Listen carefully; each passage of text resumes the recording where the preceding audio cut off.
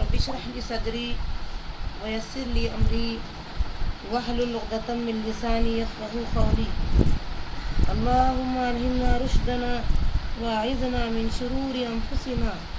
اللهم أرنا الحق حقا وارزقنا اتباعه وأرنا الباطل باطلا وارزقنا اجتنابه. اللهم وفقنا لما تحب وترضى. آمین یا رب العالمین.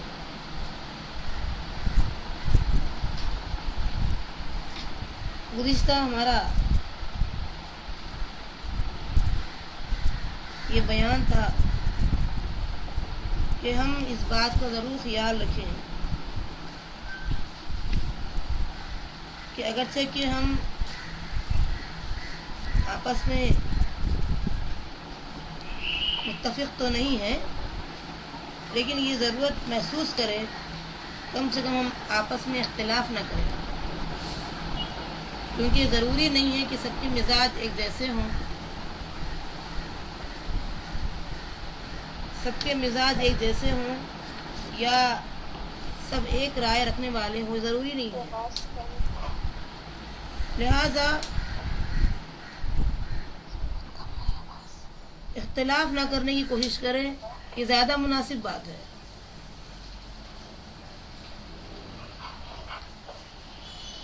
اس کے بعد ہم دوسرا پوائنٹ لیں گے،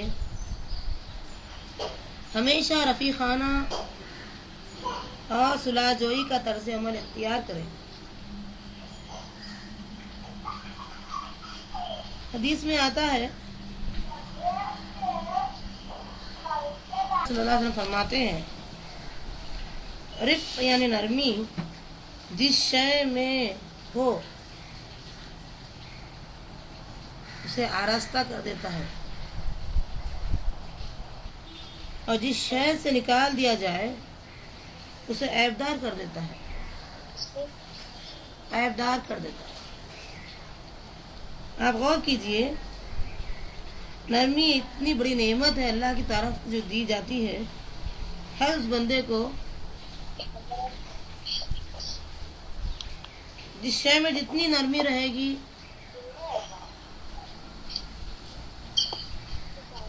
وہ اسے آراستہ کر دیتی ہے، اور جس شے میں نرمی نکال دی جائے وہ اسے عیبدار بنا دیتی ہے. اب ہمیں یہ دو ٹکڑے بڑے اہم معلوم ہوتے ہیں. ہم چھوٹے چھوٹے معاملات کے اندر سختی برتتے ہیں اور سمجھتے ہیں کہ اصولوں پہ قائم رہنے کے لیے سختی ضروری ہے، اگرچہ کہ اس کی بھی ضرورت ہے، لیکن جتنی ضرورت نرمی کی ہے اتنی ضرورت سختی کی نہیں. لہذا سوچنے والی بات یہ بنتی ہے کہ اپنے اندر دھیرے دھیرے نرمی پیدا کریں، جہاں تک ہو سکے نرم مزاج بنے، اور ہر مسئلے کا حل نرمی سے ہی پورا کریں. ورنہ یہ ہوگا کہ جس کے فطرت میں یہ حصہ نہیں بنتی ہے نرمی، تو وہ کبھی صلح جوئی کی طرف مائل نہیں ہوتا ہے. جبکہ یہاں ہمیں حکم دیا جا رہا ہے کہ ہمیشہ رفیقانہ اور صلح جوئی کا طرز عمل اختیار کریں. رفیقانہ یعنی رفق، محبت، نرمی. رفیق کہتے ہیں دوست کو. دوست اپنے معاملے میں نرمی کرتا ہے. نرمی اور صلح جوئی، جب بھی معاملات ایسے آتے ہیں، صلح جوئی کا معاملہ اگر ہم رکھے ہیں، جیسا کہ آپ کو پتا ہے ابو عبید رضی اللہ عنہ، ابو عبیدہ جب اللہ تعالیٰ کے رسول صلی اللہ علیہ وسلم کمک کے لیے یعنی ایک مزید فوج کے لیے بھیجے تھے، جی آپ کلاس کے بعد کال کر لیجیے، اور ان کو جو ہے سپہ سالار بنا کر کے بھیجا گیا تھا. تو اس وقت جب وہ پہنچے شام کو، تو اس سے پہلے جو سپہ سالار تھے موجود وہاں، ان سے ان کی بات ہوئی، تو اس وقت انہوں نے کہا کہ نبی اکرم صلی اللہ علیہ وسلم نے مجھے تاکید کی ہے کہ آپس میں اختلاف نہ کرنا.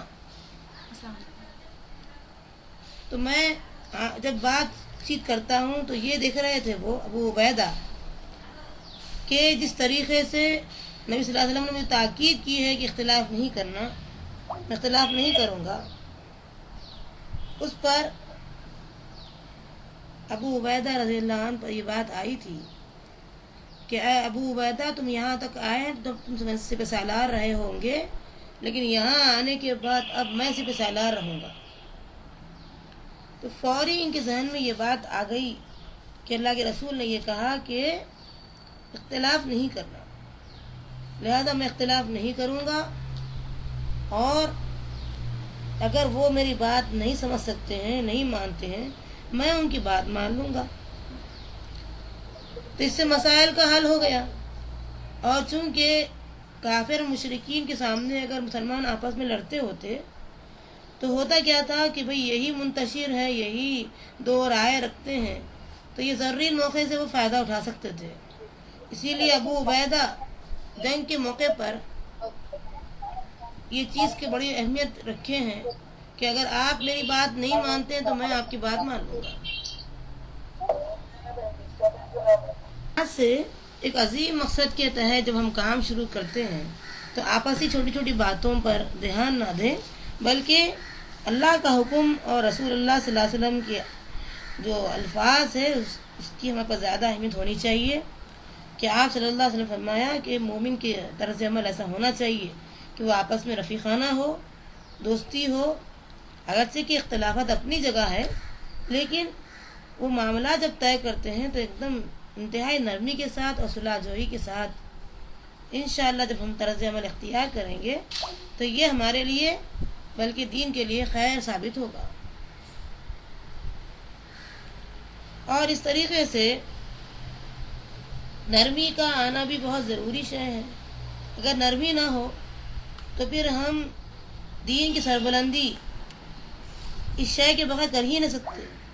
دین کی سربلندی کے لیے نرمی کا ہونا انتہائی ضروری شے ہے، اور جس شے سے نکال دی جاتی ہے وہ عیبدار ہی رہتا ہے۔ بہرحال وہ تو دین کو بدنام کرنے والی بات ہوتی ہے کہ دین اس طریقے کا نام نہیں ہے، دین کچھ اور شے کا نام ہے۔ دین کا مطلب یہ ہے کہ پورے جو ہے عالم پر، پوری زمین پر اللہ تعالیٰ کا جو ہے کا بول بالا ہو۔ تو یہ جب بول بالا ہم کرنا چاہتے ہیں تو سختی کے ساتھ ہم کسی کے ذہن میں، کسی کے دل میں یہ بات نہیں بٹھا سکتے، بلکہ انتہائی نرمی کے ساتھ، انتہائی صلح جوئی، انتہائی سمجھیے کہ ایسے الفاظ سے جو اس کے دل پہ جو ہے سما جائے۔ اللہ سے دعا کرنا کہ اللہ تعالیٰ ہمیں اس سب سے بڑی جو نعمت جو مخصوص لوگوں کو عطا کی گئی ہے ہم تمام کو بھی عطا فرما دے، رفق جیسی دولت۔ رفق کے معنی آپ یاد رکھیں نرمی، رفق کی دولت اللہ تعالیٰ ہم سب کو عطا کر دے۔ دوسری اہم بات ہمارے پاس اب آتی ہے وہ یہ ہے کہ دوسروں کو بھی اہمیت دینا دراصل اپنی اہمیت بڑھانا ہے۔ اکثریت ایسی ہوتی ہے کہ کسی کا عہدہ دیکھ کر کے ہم اس سے بات کرتے ہیں، اس کو اہمیت دیتے ہیں، یا کسی کی جو ہے دولت کو دیکھ کر اس کو اہمیت دیتے ہیں، یا کسی کی صلاحیت کو دیکھ کر اہمیت دیتے ہیں۔ بات ایسی نہیں ہونی چاہیے۔ ہمیں اہمیت تو ہر انسان کو دینی چاہیے۔ کیوں؟ اس لیے کہ جب ہم زیادہ اس کو اہمیت دیں گے تو اللہ تعالیٰ ہماری اہمیت اس کے دل میں پیدا کرے گا اور وہ ہم سے کچھ سیکھے گا، ہم اس کے لیے ذریعہ بنیں گے اس کو دیندار بنانے کا۔ تو لوگوں کو خاص طور سے مسلمانوں کے ساتھ معاملہ ہمارا ایسا ہونا چاہیے کہ ہم اس کو اہمیت دیں، اگرچہ کہ وہ غریب ہو، اگرچہ کہ وہ باصلاحیت نہ ہو، اگرچہ کہ وہ بڑے پوسٹ پر نہ ہو، کچھ بھی ہو، بہرحال انسان ہے۔ تو اہمیت دینے کی ہم عادت جب ڈالیں گے دوسروں کو، ان کی بات کو توجہ سے سنیں گے، ان کے سمجھیے کہ اپنا پورا جو ہے دھیان ان کی طرف کر دیں گے تو انشاءاللہ خود ہمارے لیے یہ بہت بڑی بات ہو جائے گی کہ ہر آدمی آپ کی طرف متوجہ ہوگا اور آپ کی اہمیت اس کے دل میں بڑھ جائے گی۔ اور یہ اچھی بات ہوگی کہ آپ کسی سے ایک اچھا کلام کہہ دیں، کسی سے اچھی بات کہیں، بلکہ میں کہتی ہوں کہ ہم اپنے ذہن میں یہ چیز بنا دینا چاہیے، ایک مقصد ہمارے ذہن میں ہونا چاہیے کہ میں صرف اچھی بات کہوں لوگوں سے، کیونکہ میرے پاس صدقہ دینے کے لیے کوئی شے تو نہیں ہے، لہٰذا میں اچھی بات کہے کم سے کم نیکیوں میں اضافہ کر سکتی ہوں۔ تو جہاں تک ہو سکے اچھی سے اچھی بات کہنے کے جو ہے طریقے کو اختیار کریں، یا الفاظ ہمارے اندر آنی چاہیے کہ ہم یہ اس بات سے لوگوں کو متاثر کر سکتے ہیں اور لوگوں کو دین کی طرف ہم لا سکتے ہیں. تو یہ اچھی بات بہت بڑی نیکی ہے. اگر کوئی آدمی جو صدقہ نہیں کر سکتا، اتنا اہل نہیں ہے، اس کے پاس اتنی دولت نہیں ہے، تو وہ یہ تو کر سکتا ہے کہ کم سے کم وہ جو ہے اچھی بات کرے، کیونکہ الکلمۃ الطیبہ صدقہ. اگر اچھی بات کرتا ہے انسان تو صدقے کے لیے وہ کافی ہے. تو اس اچھی بات کے ذریعے سے بھی لوگوں کی اہمیت، لوگوں کے درمیان ہماری اہمیت بڑھ جاتی ہے. جب ہماری اہمیت بڑھ جاتی ہے تو ظاہر سی بات ہمارا ایک مقصد ہے اس کے پیچھے. ہمارا مقصد کیا ہے؟ دین کو پھیلانا. تو ہمارے مقصد کے تحت وہ کام بھی جو ہے انشاءاللہ بہت تیزی سے جاری رہتا. اس کے بعد دوسرا ہمارا اہم پوائنٹ آتا ہے، غلطی سے آگاہ کرتے ہوئے اختصار سے کام لیجیے. یعنی غلطی جب ہوتی ہے اور اس کو ہم آگاہ کرنا چاہ رہے ہیں، بتانا چاہ رہے ہیں، تو بہت مختصر الفاظ میں بول دینا. وہی بات کو بار بار ریپیٹ نہیں کرنا کہ آدمی ذہن میں آ جائے. ہم اکثر دیکھتے ہیں، موقع پاتے ہیں کسی کی غلطی دیکھ کر کے تو اتنا پیچھے پڑ جاتے ہیں کہ بارہا اس کو جو ہے بیچ میں لاتے ہیں، بات ضرور کہتے ہیں. تو اس سے بھی جو ہے متنفر کرنے والا معاملہ ہوتا ہے لوگوں سے. جب ہم لوگوں کو متنفر کر دیں گے تو دین سے کیا ہم ان کو رغبت دلائیں گے، کیا شوق دلائیں گے دین سے؟ بلکہ میں کہتی ہوں لیکچر نہ جھاڑیے.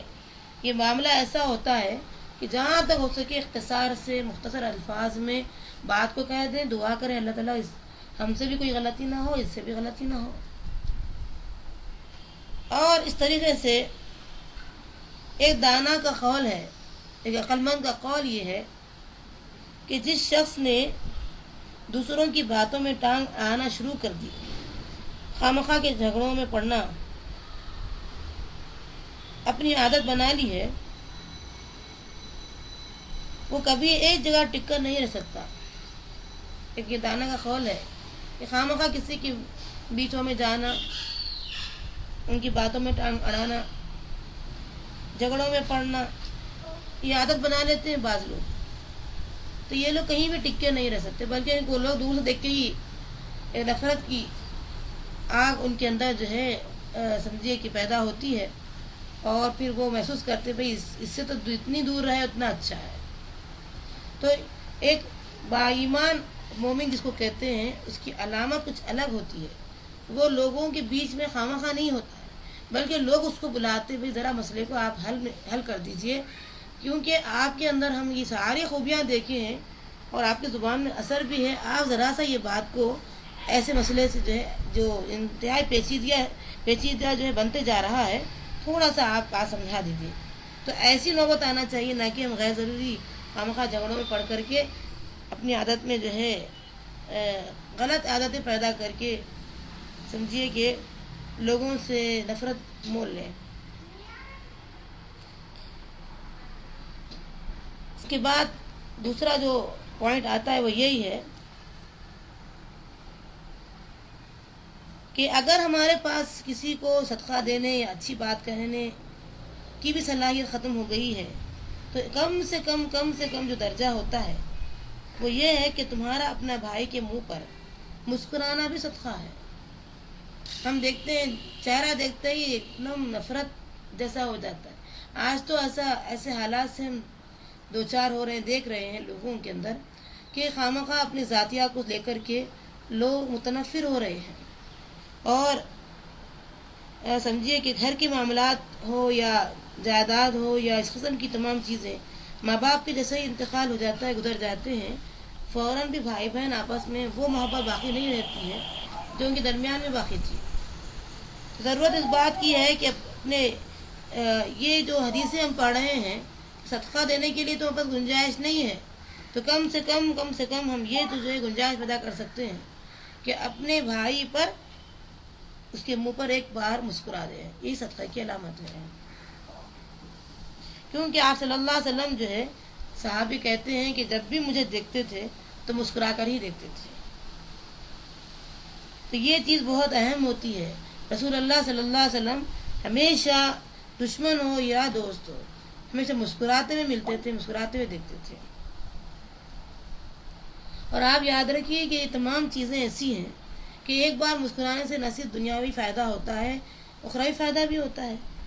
دنیاوی فائدہ یہ ہے کہ آپ کا ایک مسکرانا کئی بیماریوں کو دور کرنے کی جو ہے گنجائش رکھ سکتا ہے۔ اللہ تعالیٰ شاید ہو سکتا ہے کہ صدقہ اسی لیے کہا ہو کہ یہ بہت بڑی نیکی ہے، مسکرانا بہت بڑی نیکی ہے۔ اور یہ مسکرانے کی وجہ سے ہوتا کیا کہ آپ تھوڑی دیر کے لیے دماغی اعتبار سے سکون محسوس کرتے ہیں۔ جب دماغ سکون میں آ جاتا ہے تو کئی اچھے اچھے کام اس سے ہو جاتے ہیں۔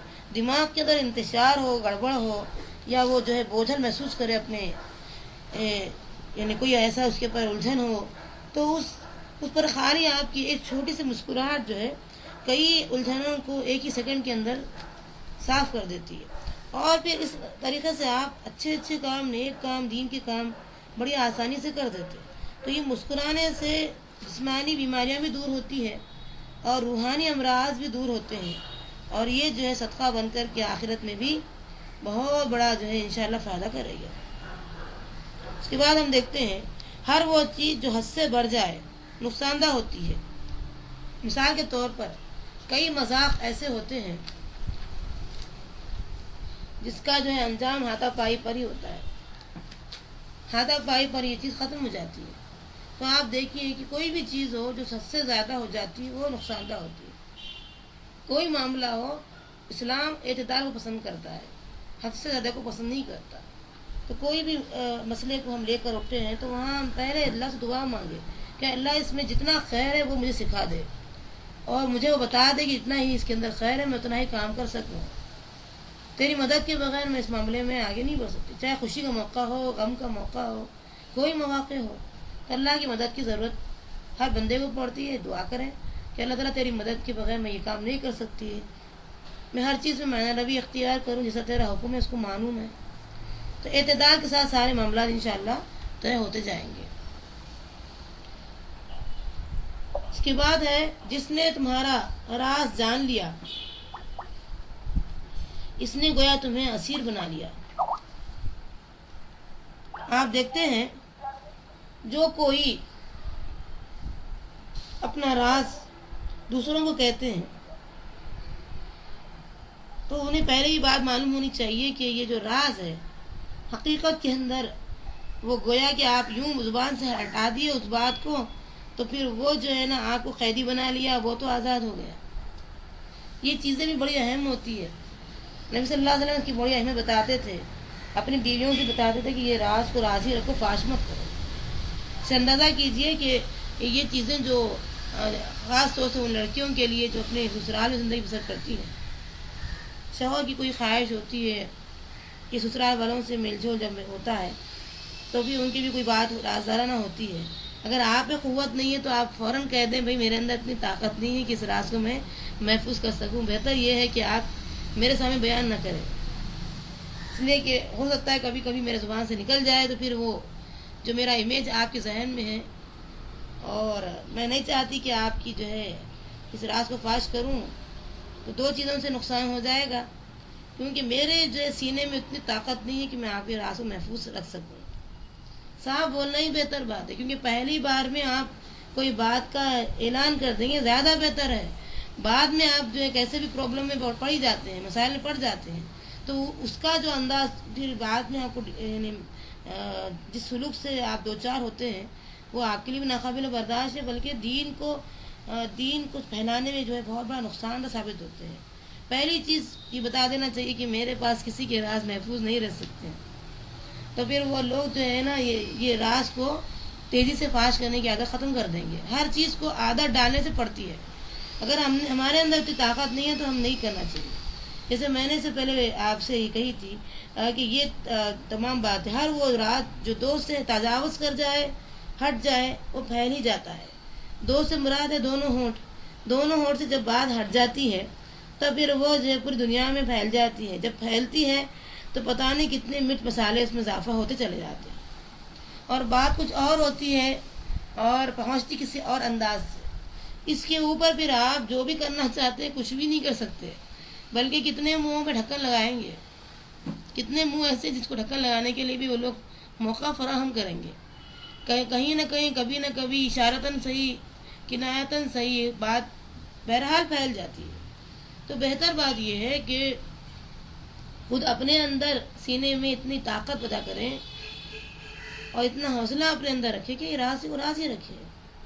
جب آدمی کا سینہ اپنے ہی راز کے لیے تنگ پڑ جائے تو اس شخص کا سینہ جسے وہ یہ راز سپرد کرنا چاہتا ہے زیادہ تنگ ہوگا. تو اپنا سینہ ہی اتنا تنگ ہے کہ ہم برداشت نہیں کر سک رہے ہیں. ہمارا سینہ تنگ پڑ گیا اس راز کو محفوظ کرنے کے لیے. تو دوسروں سے توقع رکھیں ہم، کیونکہ اس کا سینہ تو ہمارے راز کے لیے اور زیادہ تنگ ہوگا. وہ کیسے محفوظ رکھے گا؟ یہ بڑی اہم باتیں ہوتی ہے. جہاں تک ہو سکے راز کو فاش نہ کریں، بہتر بات ہے. اس سے لوگوں کے ذہنوں میں آپ کا ایک امیج، آپ کا ایک مرتبہ ورنہ پھر آپ اتنی طاقت پیدا کریں کسی کے راز محفوظ بھی رکھیں، ہرگز کبھی نہ بولیں، اور دعا کریں کہ اللہ تعالیٰ اس کی حفاظت کی ذمہ داری چونکہ اس نے مجھے دی ہے. بس بہرحال تیری مدد کے بغیر میں اس کو نہیں کر سکتی، تیری مدد کی ضرورت ہے. اس سے بہت سے فائدے ہوں گے. یہ تمام جو چیزیں ہم کر رہے ہیں اس میں کیا چیز ہے بتائیے آپ؟ اس میں صرف تقویٰ ہے، ہو کے رہنا، اللہ کی رضا کو ڈھونڈنا، آخرت سنوارنا، اپنے آپ کو اس کا اہل بنانا. بس یہ 4 چیزوں کے علاوہ کوئی شے نہیں ہے. پوری قرآن یہی کہہ رہا ہے، ایمان آخرت پر ایسا اور ایسا اور ایسا رکھو. اللہ تعالیٰ کی نواہی جو اللہ نے منع کیا ہے اسے رک جاؤ، اللہ کی خوشی کی خاطر کرو. اللہ تعالیٰ کی گرفت سے بچنے کے کام شروع کر دو. اللہ کی خوشی کو تلاش کرو، اسی رضامندی کو تلاش کرو. وہ خود بخود لوگوں کے دلوں کے اندر تمہارے تم سے راضی ہونے والے عمل کروا دے گا، اور وہ تم سے راضی ہو ہی جائیں گے. سب سے پہلے اللہ کو راضی کرو. تو یہ اصل میں بہترین اعمال ہوتے ہیں. اللہ سے یہ دعا کریں اللہ تعالیٰ تیرے پسندیدہ کام ہم سے لے لے. اور لوگ ناراض ہو رہے ہیں، فی وقتی طور پر لوگ ناراض رہیں گے آپ سے، لیکن یہ وقتی ناراضگی کو آپ اتنی زیادہ اہمیت مت دیجیے. ایک وقت آ جائے گا وہ خود آپ سے راضی ہو جائیں گے، بلکہ آپ سے ہر معاملے کو حل کرائیں گے انشاءاللہ. کیونکہ آپ اصولوں پہ قائم رہیں تو اللہ تعالیٰ آپ کو اس عمل کے نتیجے میں وہ نعمت عطا کرے گا. اب یہ تمام جو ہم باتیں بارہا پڑھ رہے ہیں، میں چاہتی ہوں کہ اس کو بار بار جیسے جیسے موقع ملے اس کو ریپیٹ کرتے جاؤں. اور میں یہ بھی چاہتی ہوں کہ آپ اس کو سیو کر لیں اور اپنی ڈائری میں اس کو لکھا کریں اور اس کو رٹنے کی کوشش کریں، تاکہ رٹتے پھر وہ عمل میں آ جائے. عمل میں آتے پھر وہ آپ کے لیے نہیں پوری دنیا کے لیے اس پر عمل کرنے سے ہی کامیابی یقینی بات ہے. یہ انشاءاللہ دھیرے دھیرے ہوتے جائے گا. آج 1 سے ہوگا، 2 سے ہوگا، پھر محلے میں جائے گی بات، پھر دنیا کی کونے گوشوں میں جائے گی یہ باتیں انشاءاللہ. پھر آپ دیکھیں گے کہ اس کی دنیا بھی بنی، آخرت بھی بن گئی انشاءاللہ.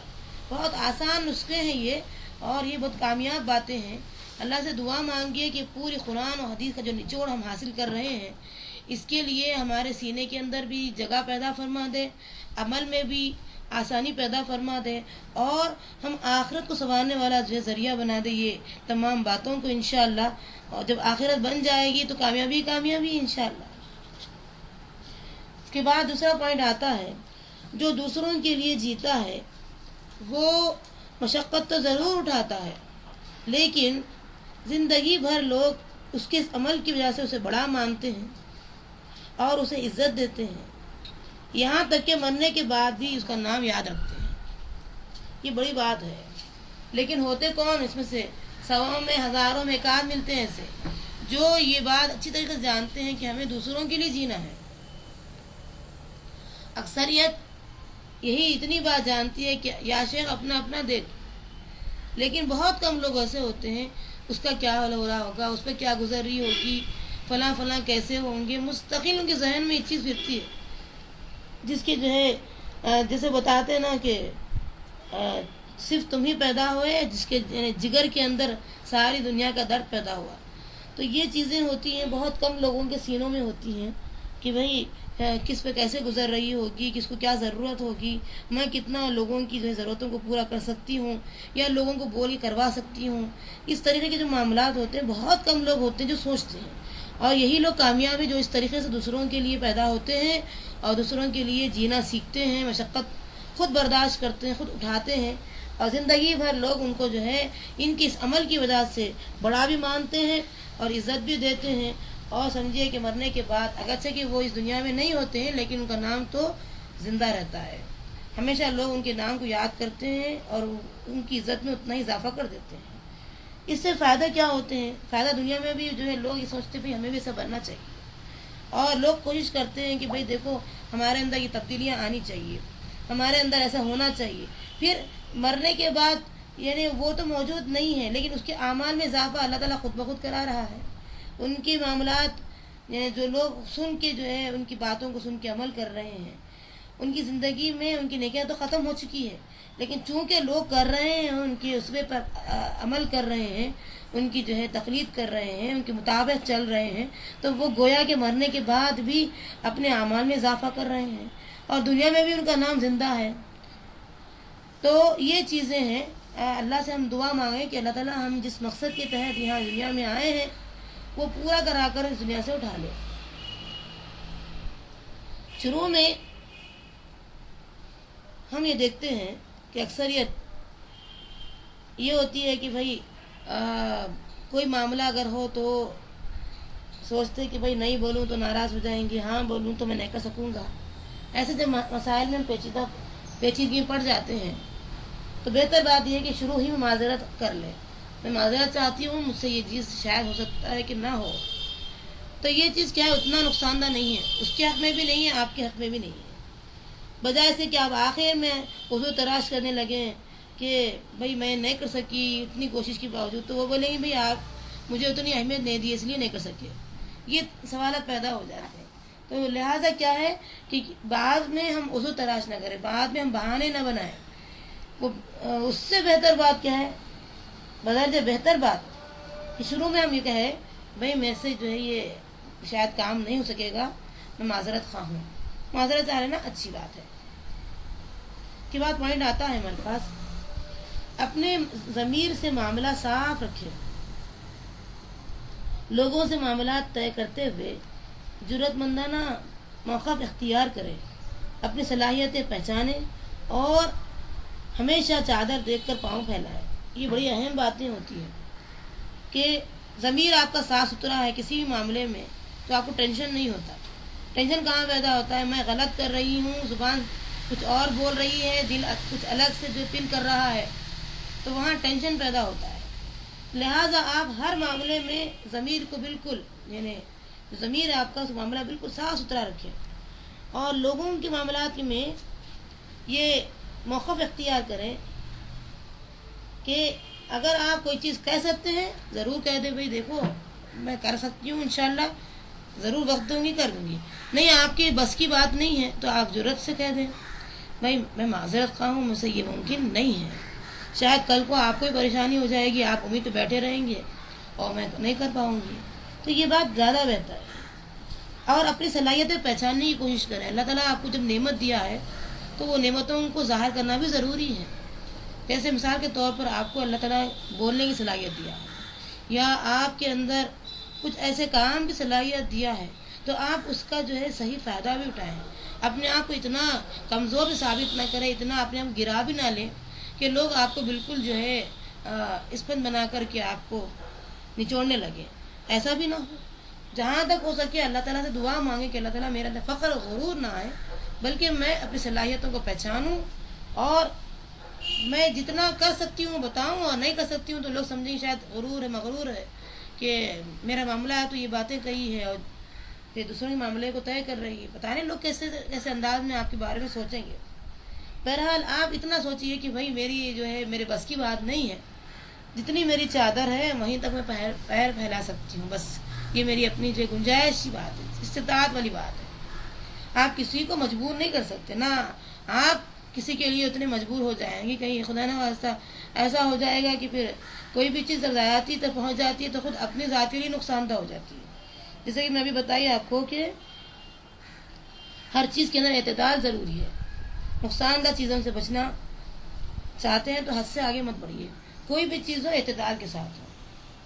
یہ بہت اہم بات ہے. اسی طریقے سے اپنے پاس جتنی چادر ہے اتنے پیر سے مراد یہ ہے کہ جتنی دولت کے اعتبار سے ہو یا صلاحیت کے اعتبار سے تن من دھن بھرا 3 چیزوں کو سامنے رکھیے اس میں جو آپ کر سکتے ہیں اسی دائرے کے اندر کرتے چلے جائیے. وہاں یہ مت سوچیے کہ بھئی میری چادر اتنی نہیں ہے. نہیں، آپ کی چادر میں گنجائش ہے. اس دائرے کے اندر جتنا ہو سکے آپ لوگوں کے لیے خدمت، لوگوں کے لیے بھلائی کا کام، لوگوں کے لیے جو ہو سکتا جتنا آپ کر سکتے ہیں حتی الامکان کوشش کرنا، یہ ضروری چیز ہے. اس میں یہاں ذہن میں یہ نہیں ملانا چاہیے کہ میری چادر سے باہر ہے چیز. نہیں، آپ کی چادر کے اندر ہی ہے. ہاں، وہ چیز جو لاکھوں میں بات آ رہی ہے، کروڑوں میں بات آ رہی ہے، آپ کے پاس استطاعت نہیں ہے، یا آپ کی صحت خود خراب ہے، آپ چاہتے ہوئے بھی وہ کام نہیں کر سک رہے ہیں، تو مجبوراً اپنے آپ کو جو ہے جوخم میں مت ڈالیں، پریشانی میں مت ڈالیں. ایسے تمام چیزیں جو آپ جہاں تک ہو سکے محسوس کر سکتے ہیں کہ بھئی یہ حتی الامکان میں کر رہی ہوں، بس اللہ تعالیٰ اس کے پر میری جو ہے طاقت نہیں ہے، ختم ہو چکی ہے، میری مدد فرما دے اور اس کے ذہن کو صاف کر دے میرے معاملے میں. اس کے بعد آتا پوائنٹ ہمارا، دھواں مت بنو جو فضا کی پنہائیوں میں اپنے آپ کو بلند کرتا ہے، اس کے باوجود حقیری ہوتا ہے. یعنی دھواں جو ہوتا ہے، جو کیا ہے، فضا کی جو ہے پنہائیاں یعنی چھپے ہوئے جو جگہیں ہوتی ہے وہاں تک پہنچ جاتا دھواں، اتنا اپنے آپ کو بلند کرتا ہے، لیکن اس کے باوجود بھی وہ حقیری ہوتا ہے. یہ کس کے لیے ہے؟ یہ ان لوگوں کے لیے ہے جو عاجزی اختیار نہیں کرتے، فروتنی جن کے اندر نہیں ہوتی ہے، جو اپنے آپ کو نیچا دکھانا پسند نہیں کرتے. یعنی میں ہی سب کچھ ہوں، میرے مقابلے میں کوئی ہو ہی نہیں سکتا ہے. یہ جو مغرورانہ ذہن ہوتا ہے اور جو اپنے آپ کو سب کچھ سمجھتا ہے، اس کے لیے ہے کہ یہ دھواں مت بنو جو فضا کی پنہائیوں میں اپنے آپ کو بلند تو کرتا ہے، اس کے باوجود وہ حقیری ہوتا ہے. کون دھواں کو پسند کرے؟ حقیری ہوتا ہے. تو کوئی چیز اونچائی پہ جانے سے وہ اونچی نہیں بن جاتی ہے.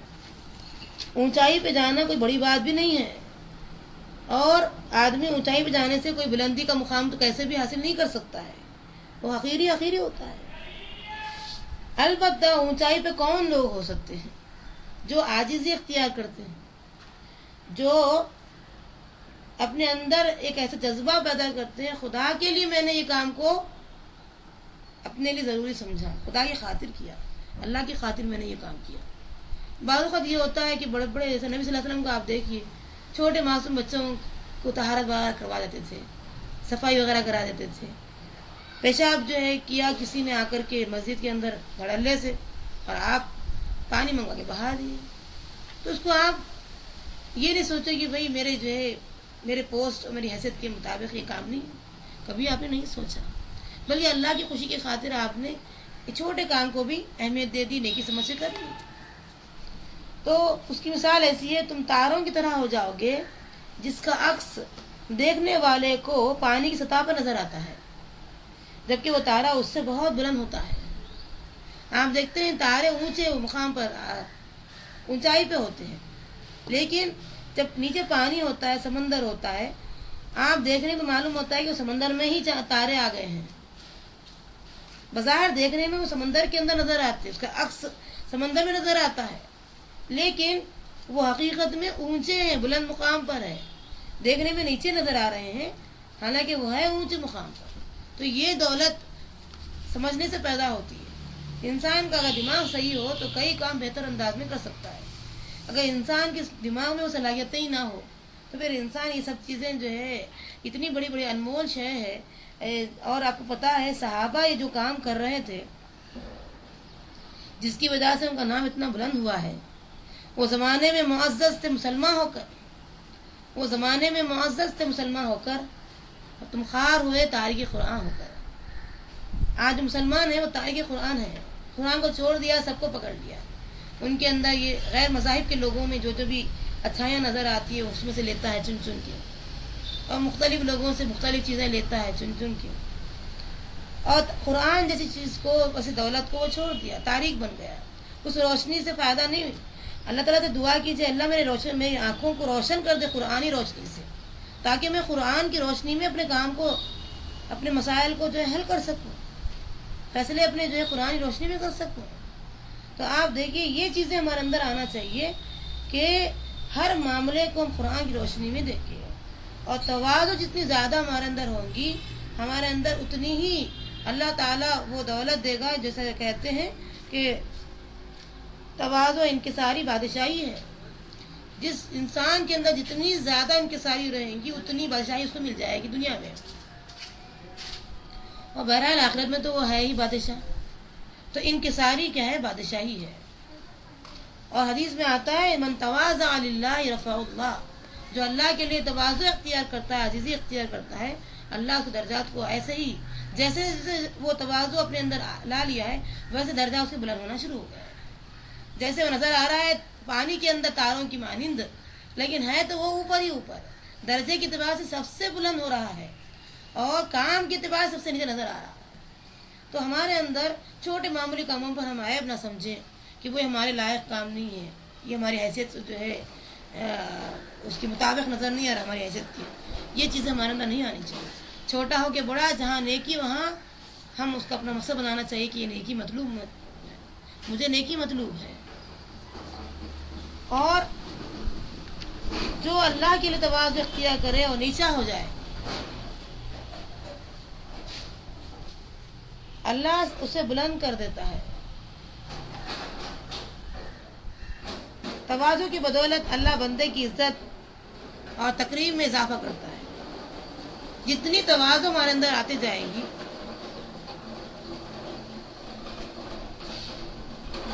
اللہ تعالیٰ انشاءاللہ ہمارے جو ہے عزت اور تقریب میں اضافہ کرے گا. اور بندے مومن کی شان یہی ہے, دنیا کے اندر جو لوگ جتنی عزت کرتے ہیں ایسے ہی لوگوں کی کرتے ہیں جو ہے اپنے آپ کو باوجود بہت صلاحیت رکھنے کے بھی اپنے آپ کو جو ہے اس لیول پر لاتے ہیں جس سے اللہ راضی ہوتا ہے. تو انشاءاللہ تواضع کی بدولت ہمیں اللہ کی طرف سے عزت بھی ملے گی اور تکریم بھی اللہ کرے گا, ہماری اضافہ کرے گا. بلکہ اس کے بعد دوسرا پوائنٹ ہم لیتے ہیں کہ یہ مقصد نہیں کہ لوگ اوپر سے اوپر آپ کو جو ہے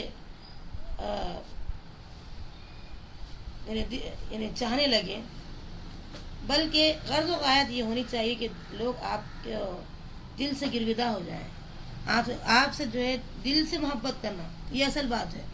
اوپر اوپر چاہ رہے ہیں, جیسے کہتے ہیں کہ چادر پوری پھیلا رہے ہیں, ایک اینچ دینے کو تیار نہیں ہے. تو ایسا معاملہ نہیں ہونا چاہیے, بلکہ آپ ایسا عمل اختیار کیجئے, آپ کی غرض و غایت ایسی ہونا چاہیے کہ لوگ دل سے آپ سے گرویدہ ہو جائیں, آپ کی گرویدہ بنے. اور اس لیے بھی بننا ہے یہ کہ تاکہ وہ دین کی گرویدہ بن جائے, اللہ تعالیٰ سے محبت ان کی بڑھتی چلی جائے. مثال کے طور پر ہم کہتے ہیں ایک شاگرد ایک اسٹوڈنٹ کو پسند آتے ہیں کوئی ٹیچر, تو وہ ان کے سبجیکٹ سے بھی اتنی محبت کرتے ہیں جو سبجیکٹ کو پڑھاتے ہیں. اور آپ کو یہ پتہ ہونا چاہیے کہ جیسے میرے اپنے استاد کہتے تھے عبدالرحمن عریفی, کہ ان کے کئی شاگرد تھے, لیکن ہر شاگرد کی خواہش یہ ہوتی تھی کہ عبدالرحمن عریفی بن جاؤ. چنانچہ ایک مجلس ایسی تھی ان کی جس میں وہ جو ہے سب مختلف مدارس کے لوگ, بچے سبھی آ گئے تھے. تو وہ خاص طور سے بچوں کو زیادہ اہمیت دیتے تھے بڑوں کے مقابلے میں. اور ضروری چیز ہے کیونکہ یہ نسل جب آگے اچھے انداز میں پروان چڑھے گی دینی اعتبار سے, روحانی اعتبار سے, تو آگے بہت سے جو ہے فائدے مند کام ہوں گے. اس نیت سے وہ جو ہے ہمیشہ اہمیت بچوں کو دیا کرتے تھے. تو مختلف قسم کے بچے جب جمع ہو گئے تھے تو انہوں نے سب سے بھی پوچھا, بیٹے تم کیا بننا چاہتے ہو, تم کیا بننا چاہتے ہو؟ ایک نے کہا میں ڈاکٹر بنوں گا, ایک نے کہا میں انجینئر بنوں گا, اور ایک نے اٹھا جلدی سے کہنے لگا کہ مجھ سے کب پوچھیں گے آپ میں کیا بننا چاہتا ہوں. تو بولنے لگے کہ بتا ہی دو تم کیا بننا چاہتے ہو. تو کہنے لگے میں عبدالرحمن عریفی بننا چاہتا ہوں. تو وہ وہی انہیں کا نام لے کر کے, مطلب بچے پسند کرتے ہیں عادتیں, اطوار, اخلاق, میٹھے بول, اور اس طریقے سے اپنے آپ کو ٹیچر بھی جو ہے اپنے آپ کو اتنے مقام پر, بچوں کی ذہنت پر جب ٹیچر بھی اتر جاتے ہیں اتنے لیول پر اپنے آپ کو لاتے ہیں تو بچے ان سے محبت کرتے ہیں, بلکہ دعائیں بھی کرتے ہیں اللہ تعالیٰ مجھے ان جیسا بنا دے, ان کی نقل. اور وہ اگر کچھ غلط بھی کام کرتے ہیں تو بچے سمجھتے ہیں کہ وہ میرے لیے بہت عزیز ہیں, وہ مجھے بھی وہ کام کرنا چاہیے. ان کی چال چلن کو بھی اختیار کرتے ہیں, ان کے لباس کو بھی اختیار کرتے ہیں, یہاں تک کہ ان کے لکھنے کا انداز کیا ہے, ان کے دیکھنے کا انداز کیا ہے, اس پر بھی بچے جو ہے غور و فکر کرتے ہیں اور اپنے اندر وہ جذبہ پیدا کرتے ہیں کہ میں بھی انہی طرح بن جاؤں. تو یہ چیزیں ہوتی ہیں کہ اللہ تعالیٰ جو ہے ہم جیسے اللہ کی محبت کی خاطر لوگوں سے محبت کرتے ہیں تو پھر اللہ تعالیٰ ہمیں بھی ہماری عزت بھی اتنا بڑھاتے ہیں اور ہمارے لیے بھی لوگوں کو گرویدہ بنا دیتے ہیں. یہ بہت بڑی دولت ہے. اب میں اس کے لیے سب سے اہم بات بتانا چاہتی ہوں کہ ہم خالق کی محبت حاصل کرنے کی کوشش کرنا شروع کر دیں. سب سے بڑی دولت ہے یہ. خالق کی محبت کہاں کہاں مل سکتی ہے؟ اس رب کی محبت کو تلاش کریں. میرا رب اس کام سے محبت کرتا ہے، میں بھی یہ کام کروں. میرا رب اس کام سے محبت کرتا ہے، میں اس کام کروں. تو بہرحال اب خالق کی محبت کو تلاش کرنا یہ ہمارا اپنا فریضہ ہے. خالق جو بھی کرے گا مخلوق کے ساتھ وہ تو کرے گا، بہرحال کرے گا، کیونکہ اس کا وعدہ تو ان اللہ لا یخلف المیعاد، اپنے وعدے کی خلاف ورزی کبھی نہیں کرا. تو اب ہمارے لیے فرض بنتا ہے کہ ہم اس کی محبت کو کیسے تلاش کریں. آسان نسخہ اب اس دور کے اندر اب ہم جو موسم ہے نیکیوں کو حاصل کرنے کا کہ کم سے کم شاپنگ کریں، زیادہ سے زیادہ عبادت کریں. اور جہاں موقع ملتا ہے لوگوں کو اگر ہم دیکھ رہے ہیں کہ غلط کوئی کام کر رہا ہے تو وہ کام کو روکنے کا صحیح ڈھنگ اختیار کریں. مثال کے طور پر انڈائریکٹلی صحیح اس کی اصلاح کا ایک پہلو اختیار کریں اور ایسے انداز سے بات کریں کہ اس کی بھی اصلاح ہو جائے اور بات بھی بن جائے. تو یہ انداز ہم جب اختیار کریں گے تو یہ نیکی بنے گی. اور خود ہمارا ذاتی عمل ایسا ہونا چاہیے کہ ہم دست بکار دل بیار، ہمارا کام بس ہاتھ کام کرتے چلے جائے اور دل ہمارا جو ہے اللہ کی یاد میں اتنا مصروف ہو جائے کہ وہ رب میرا کیسے خوش ہو جاتا ہے، اتنی نعمتوں سے مجھے نوازا ہے، میں کیسے اس کا شکر ادا کروں. اس کی نعمتوں کو آپ بار بار شمار میں لائیے، شمار کرتے جائیے، اور نعمتوں کو جب شمار آپ کرتے چلے جائیں گے، یہ نعمت دیا تو شکر گزار اتنا ہی دل بنتے چلے جائے گا. وہ دل شکر گزار جب رہے گا تو مزید نعمتوں سے آپ کو اللہ تعالیٰ نوازے گا اور انشاءاللہ آخرت میں بھی آپ کا بہت بڑا درجہ رہے گا انشاءاللہ. شکر کے نتیجے میں بہت سے لوگ بڑی بڑی نعمتیں حاصل کر لیے جو اپنی محنت سے بھی حاصل نہیں کر سکے، شکر کے نتیجے میں حاصل کیے. تو زیادہ سے زیادہ شکر ادا کرنا.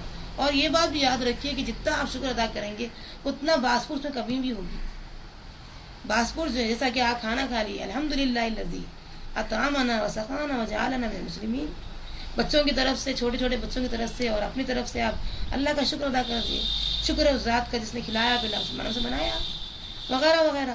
تو پھر آپ کو وہ نعمت کے بارے میں پوچھنی ہوگی انشاءاللہ، کیونکہ جو آپ شکر تو ادا کر دیے الحمدللہ.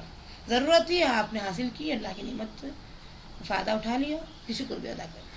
تو شکر اتنی بڑی نعمت ہے کہ اس کا صحیح استعمال، صحیح انداز ہم اپنے ذہن میں بٹھا لیں تو زندگی بھر آپ کی زبان سے صرف شکر نکلے گا. چنانچہ آپ دیکھیں مومنوں کا جو انداز ہوتا ہے الحمدللہ علی کل حال، ہر حال میں اللہ تیرا شکر ہے. جس شکل میں، جس انداز میں، جیسے جو ہے وہ ہو، وہ تو بس زبان سے یہی جملہ الحمدللہ علی کل حال. دوسروں کے مقابلے میں بہت اچھی ہوں.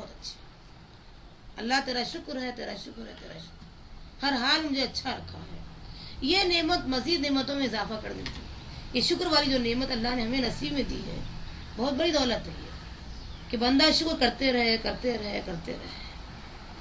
اور پھر ساتھ شکر میں ایک چیز بھی اور ہم ایڈ کرتے ہیں، من لم یشکر الناس لم یشکر اللہ.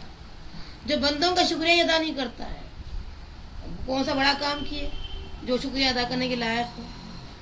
حالانکہ چھوٹی بھی اگر کوئی کاڑی بھی ہٹا دے آپ کے لیے ضرر کا تھا نقصان، آپ کے جو ہے جلد کے اندر، آپ کی اسکن کے اندر کوئی دھس بھی جو ہے چپ گئی، اس کو آپ نکال دیے کوئی، تو اس کا شکریہ ادا کرنا چاہیے. کاڑی بھی ہٹا دے آپ کے راستے سے، تکلیف دہ چیزوں سے، آپ کے لیے تکلیف دہ نہ بنے. کانچ کا ٹکڑا راستے میں پڑا ہوا آپ ہٹا دی تاکہ جتنے لوگ وہاں سے گزرے وہ تکلیف نہ پہنچے. شکریہ ادا کرنا چاہیے، چھوٹی چھوٹی چیزوں پر بھی شکریہ ادا کرنا چاہیے. اور یہ چیز ہمارے اندر آنی چاہیے. جیسے قرآن مجید میں آتا ہے هل جزاء الاحسان الا الاحسان، کیا احسان کا بدلہ احسان سے نہ دیا جائے؟ تو احسان بہرحال جس نے جتنا بھی بھلائی کا معاملہ آپ کے ساتھ کیا ہے، آپ بھی اس کی نہیں کر سکتے ہیں تو کم سے کم زبان تو ہلا سکتے ہیں بھائی شکریہ آپ کا، جزاک اللہ، اللہ آپ کو بہت بڑی جزا سے نوازے. تو یہ چیزیں جو ہے انشاءاللہ فائدہ مند ثابت ہوگی. تو جو بندوں کا ہی شکریہ ادا نہ کرے وہ اللہ کہاں سے شکریہ ادا کرے. تو یہ شکریہ بھی کیا ہے؟ محبت کی علامت ہے. اللہ سے محبت اتنی زیادہ ہے کہ اللہ تعالیٰ ایک آدھ تکلیف دہ آزمانے کے لیے کوئی چیز ہم کو دے دیا ہے، تب بھی آپ شکر ادا کر رہے ہیں، تو یہ بھی محبت کی علامت ہے۔ آپ خالق کی محبت حاصل کرنے کی کوشش کریں، مخلوق کے دلوں میں آپ کی محبت کا بیج وہ خود بو دے گا۔ یہ بڑی اہم بات ہے۔ مخلوق جو اللہ تعالیٰ ہمارے ساتھ جو رکھا ہے، یہ ان کے دلوں میں جو ہے خود بخود وہ جو بیج ہے محبت کا، وہ اللہ تعالیٰ خود بو دے گا، وہ اس کی ذمہ داری بن جائے گی۔ تو لوگوں کی محبت حاصل آپ کو اس وقت ملے گی جب آپ لوگ اللہ کی محبت حاصل کرنا شروع کر دیں گے۔ سیجعل لهم الرحمن ودا، سورہ مریم میں آتا ہے، اللہ تعالیٰ فرماتے ہیں ہم لوگوں کے دلوں میں خود بخود محبت پیدا کر دیں گے، بلکہ یہ منادی ہوگی، اعلان ہوگا کہ اہل آسمان، جتنے آسمان والے مخلوق ہیں، ان سب کے دلوں میں ہماری طرف سے محبت آ گئی، ہماری محبت ان کے دلوں میں ڈال دی گئی، اور اہل زمین، جتنے زمین کے اندر مخلوق ہیں، ان سب کے اندر ہماری محبت ڈال دی جائے گی۔ یہ اللہ کی ذمہ داریاں ہیں۔ لہذا لوگوں کی محبت حاصل کرنے کے چند مواقع آتے ہیں جن سے ہوشیار لوگ بھرپور فائدہ اٹھاتے ہیں۔ یہ بہت اہم بات ہے، ہر کوئی فائدہ نہیں اٹھاتا ہے۔ آج موقع آ رہا ہے کسی کی ہمدردی کا، آپ فوری، یہ موقع دوبارہ نہیں آئے گا میرے سامنے، لہذا میں اس کو کیسے جو ہے اس کی بھرپائی کروں، اس کو فائدہ پہنچا دوں۔ میرے پیسے سے ہو تو پہنچائیں، اور میرے صلاحیت سے ہے تو پہنچائیں، کوئی بھی شے ہو، بہرحال آپ اس کو جو ہے اس کی مدد کر دیں، اور انشاءاللہ یہ موقع آپ کو مل گیا تھا، ہاتھ آیا تھا، لیکن الحمدللہ آپ فائدہ اٹھائے۔ تو یہ تمام چیزیں ایسی ہیں کہ ایک بیدار مغز، جس کو بولتے ہیں بیدار مغز لوگ، یعنی جن کے اندر سمجھیے کہ نیکی کمانے کی بیداری ہے۔ مغز تو آپ جانتے ہیں، چھلکا اور مغز، تو بیدار مغز لوگ یعنی جن کے اندر یہ قسم نیکی کہاں ملے وہ حاصل کرے، نیکی کی تلاش کرنے والے لوگ۔ تو نیکی تلاش کرنے والے جو لوگ ہوتے ہیں ان کو کہتے ہیں بیدار مغز لوگ، ہوشیار لوگ۔ دنیا کمانے والوں کو ہم سمجھتے ہوشیار ہے، لیکن حقیقت میں وہ لوگ ہوشیار نہیں ہیں جو مکاری سے، بدماشی سے کسی کا نقصان چاہتے ہوئے دنیا تو مل جاتی ان کو، لیکن وہ لوگ ہوشیار نہیں، بلکہ وہ تو اپنے آخرت کے حساب سے سب سے بیوقوف لوگ ہیں، بدنصیب لوگ ہیں۔ بلکہ ہوشیار لوگ وہ ہیں جہاں موقع مل رہا ہے فائدہ اٹھاؤ، اور جتنے مواقع آتے ہیں لوگوں کی محبت حاصل کرنے کے، اس سے خوب فائدہ اٹھاؤ۔ چنانچہ ہم دیکھتے ہیں ضمن جو واقعہ ہوا تھا کہ اگر ہم کو موقع آ جائے کسی سے کوئی بات، جیسے مثال کے طور پر کسی کی دل آزاری نہ ہو، کچھ ہم بات کہہ دیتے ہیں۔ نبی صلی اللہ علیہ وسلم نے کیا کہا تھا عبداللہ ابن مسعود رضی اللہ عنہ کے جذبات کا خیال رکھتے ہوئے، قسم اس ذات کی جس کے ہاتھ میں میری جان ہے، یہ عبداللہ ابن مسعود کی دونوں پنڈلیاں میزان میں احد پہاڑ سے زیادہ وزنی ہیں۔ تو یعنی ان کے جذبات، جس طریقے سے لوگ ان پر ہنسی مذاق اڑا رہے تھے، پتلی پتلی پنڈلیاں دیکھ کر کے، ٹانگیں دیکھ کر کے، تو وہ تمام چیزوں کو یہاں پر آپ غور کریے نبی صلی اللہ علیہ وسلم کیسے اس کو جو ہے وہ موقع، محبت اور جذبے کو جو ہے نہ جھجوڑا جائے، اور محبت ان کی کھینچی جائے، حاصل کی جائے، اور اللہ تعالیٰ ان سے راضی ہو جائے، مجھ سے بھی راضی ہو جائے، حالات ٹھنڈے رہیں۔ فوری آپ نے ایک اسٹیپ لے لیا، قسم ہے اس ذات کی جس کے ہاتھ میں میری جان ہے۔ کتنی بھاری بات، کیا انداز ہے آپ کا، دیکھیے یہ دونوں پنڈلیاں میزان میں احد پہاڑ سے زیادہ وزنی ہیں۔ یہ کہتے ہوئے عبداللہ ابن مسعود کے جذبات و احساسات کیسا ان پہ جو ہے معاملہ ہوا ہوگا کہ جب جو ہے لوگ ان پر ہنس رہے تھے، رسول اللہ صلی اللہ علیہ وسلم کا دفاع کرتے ہوئے ان کی تعریفی کلمات کہہ دیے۔ اس سے اندازہ کیجئے کہ لوگوں کی محبت اور توجہ حاصل کرنے کے چند مواقع ہی ہوتے ہیں جن سے یہ بیدار مغز لوگ ہوتے ہیں جو فائدہ اٹھاتے ہیں۔ اللہ تعالیٰ ہم سب کو بھی ایسے ہی بیدار مغز لوگ بنا دے جب ہم نیکی کا جو ہے فائدہ اٹھائیں۔ آپ دنیا میں آپ دیکھ رہے ہیں چھلکے کی بات ہو رہی ہے، روزہ رکھ لیا، داڑھی رکھ لیا، برقع پہن لیا، حج کر لیا اور چھوٹے موٹے کام کر لیا، ہو گیا ختم۔ یہ سب کور والی باتیں ہیں، اس کی بھی اہمیت ہے، بغیر کور کے تو معاملہ نہیں ہوتا ہے، ڈراف کے ساتھ کور کا ہونا بھی ضروری ہوتا ہے، لیکن یہی سب مقصود نہیں بنانا چاہیے۔ یہ تو یہ جو ہے یہ کور والی بات ہے. اندر جو ڈراپ ہوتا ہے وہ تقویٰ ہو، اللہ تعالیٰ کی محبت ہو، اس کی رضا تلاش کی جائے، اور اپنے آپ کو اس دنیا میں بھی بہتر سے بہتر ثابت کریں اور آخرت کے حساب سے بھی. تو اس کے لیے کیا کرنا پڑے گا؟ جسے کہتے ہیں ہنا گھس جاتی ہے تو رنگ لاتی ہے. اپنے آپ کو گھسا دینا پڑتا ہے. مہندی جب گھسی جاتی ہے تبھی رنگ آتا ہے اس کا. تو جب تک کہ آپ اپنے آپ کو گھسا دیے نہیں، آپ کا رنگ نہیں آتا. دنیا میں آپ کو لوگ بولیں گے بھائی دیکھو کیسے چہرہ ہو گیا، کیسی حالت ہو گئی. تو یہ کرنا ہی کرنا ہے، آپ کو اتنے مقام پہ لانا ہی لانا ہے اپنے آپ کو. جب آپ وہ مقام پہ لائیں گے تب رنگ آئے گا آپ کا. دنیا میں بھی رنگ آئے گا، لوگ آپ کو فالو کریں گے، آپ کے درجات میں اضافہ ہوگا. آخرت میں رنگ کیا ہے؟ جنت کی شکل میں ملے گا انشاءاللہ. تو یہ چیزیں انشاءاللہ ہم تمام کے اندر اللہ تعالیٰ سے دعا مانگے، تمام کے اندر یہ چیزیں آ جائیں انشاءاللہ.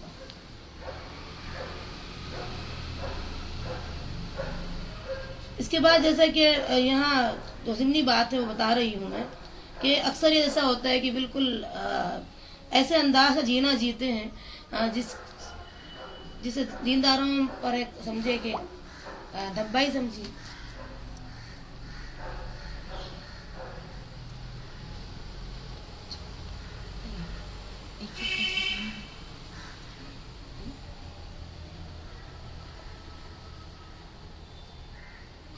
تو یعنی اللہ تعالیٰ جو ہے اس دنیا کے اندر ہمیں خوبصورتی سے رہنے کا حکم بھی دیا ہے، کیونکہ اللہ تعالیٰ کے بارے میں آتا ہے ان اللہ جمیل یحب الجمال. اتنا بالکل اپنے آپ کو ایسے حالت میں مت ڈالو کہ جو ہے بہت ہی برا دکھے، بلکہ اتنا زیادہ بھی مت کرو کہ اوور ہو جائے. درمیانی چال چلو، جتنا ہو سکتا ہے درمیانی چال اختیار کرو. اور اللہ تعالیٰ کے رسول صلی اللہ علیہ وسلم فرماتے ہیں کہ آپ کا جب پڑھنے والی نظر ہوتی ہے وہ ذہن میں آپ کی شخصیت کا ایک جو ہے 70% حصہ آپ کے لباس مذاق خطا سے بھر جاتا ہے. لہذا اپنے آپ کو اس لیول پر لانے کی کوشش کریں. سمجھیے کہ ظاہری تراش خراش کا بھی خیال رکھنے کی کوشش کریں. آپ نے اس پر جو ہے ترغیب دلائی کہ جہاں تک ہو سکے اچھے سے اچھا ہونے کی کوشش کرو. یہاں تک کہ آپ نے فرمایا جن کے بال ہوں وہ ان کا اکرام کرے. بالوں کے ساتھ جو ہے اکثر یہ ایسا ہوتی ہے کہ بھائی سر جھاڑ منہ پہاڑ بھی ہوتا ہے. جہاں تک ہو سکے کوشش کرنا چاہیے جتنا ٹائم ملا اس کو یوز کریں، اور بالوں کا بھی اکرام کریں. اکرام یعنی اس کی بھی عزت، اس کا بھی ہر چیز کا جو ہے حق ہوتا ہے، بال کا بھی حق ہے. اب آپ صلی اللہ علیہ وسلم بالوں کے بارے میں یہ بتائے ہیں کہ بال یہاں وہاں نہ پھینکیں بلکہ زمین کے اندر گاڑ دیں، ناخن میں زمین کے اندر گاڑیں. اس میں بہتری کس بات کی ہے کہ کئی لوگ ہوتے ہیں جو اس قسم کے لوگ ہوتے ہیں جو جادو وغیرہ کرتے ہیں، اس سے بھی نقصانات ہوتے ہیں. بہتر سے بہتر انداز اختیار کریں، اور جہاں تک ہو سکے اپنے ناخن کا، اپنے بالوں کا، چاہے وہ زیر ناف ہو چاہے کہیں پر ہی، بہرحال جن کی ضرورت پڑتی ہے وہ بال فوراً نکال دینا. یہ بھی کیا ہے اس کی صحت کی علامت ہے. اور جو اپنے بال ہوتے ہیں اس کو بھی اتنی زور سے نہ کریں کہ وہ جڑ سے اکھڑ جائے، بلکہ اس میں بھی بہت نرمی میں معاملہ کریں. تو جن کے بال ہوں ان کو اکرام کرنا ضروری ہے. تو رسول اللہ صلی اللہ علیہ وسلم فرماتے ہیں بندے پر اس نعمت کا اثرات جو ہے دکھنا چاہیے. جو اللہ نے نعمت دی ہے اس کے اثرات دکھنا چاہیے. انتہا سے زیادہ بھی جو ہے اپنے آپ کو وہ لیول پر نہ ہوتا ہے. کیونکہ آج کل جو سنیاسی لوگ ہوتے ہیں بالکل جو ہے مہینوں نہیں نہاتے ہیں، مہینوں جو ہے اتنی گندگی میں رہتے ہیں، وہ لوگ دین پیش کرتے ہیں یا مذہب کی بات کہتے ہیں تو اس کا کون قبول کرے؟ وہ لیول پہ کون اترنا چاہے؟ تو درمیانی چال جتنا ہو سکے درمیانی چال اختیار کرے. اور فاما بنعمت ربک فحدث، حدیث قرآن مجید میں آتا ہے جو نعمت اللہ نے تمہیں دی اس کا اظہار بھی کرو، اسے ظاہر بھی کرو. اس کے بعد آتا ہے ہمارے لیے دوسرا پوائنٹ کہ جھوٹ ایک ایسی بدترین شے ہے کہ اگر وہ اس کو دھیرے دھیرے کر کے ختم کر دیا جائے تو انشاءاللہ فائدہ ہوگا.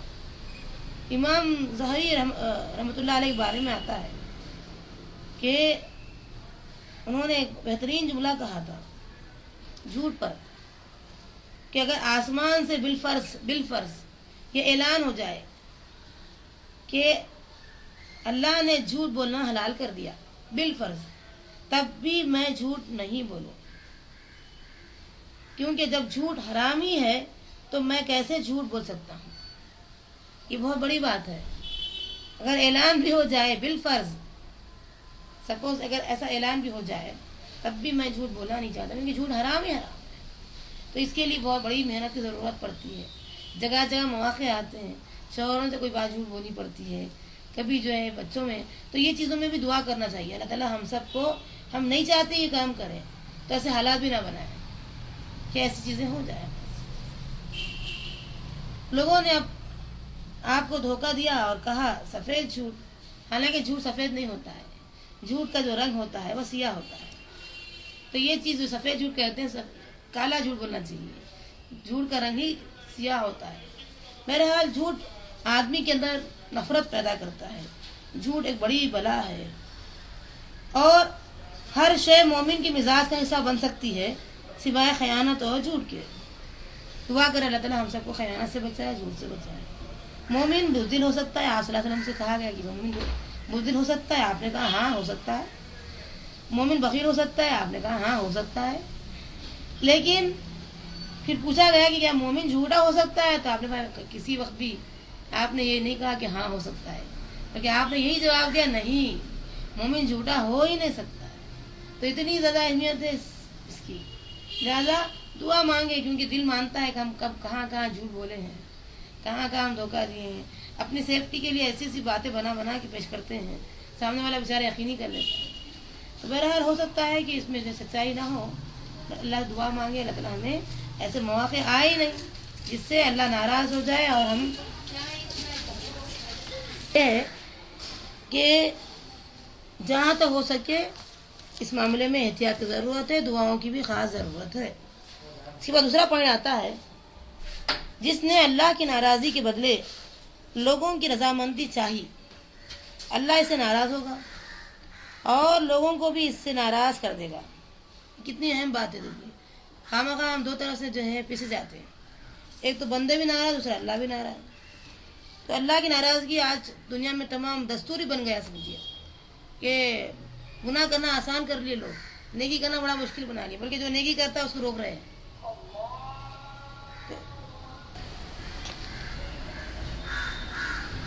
اور جب لوگوں کی ناراضگی کے بدلے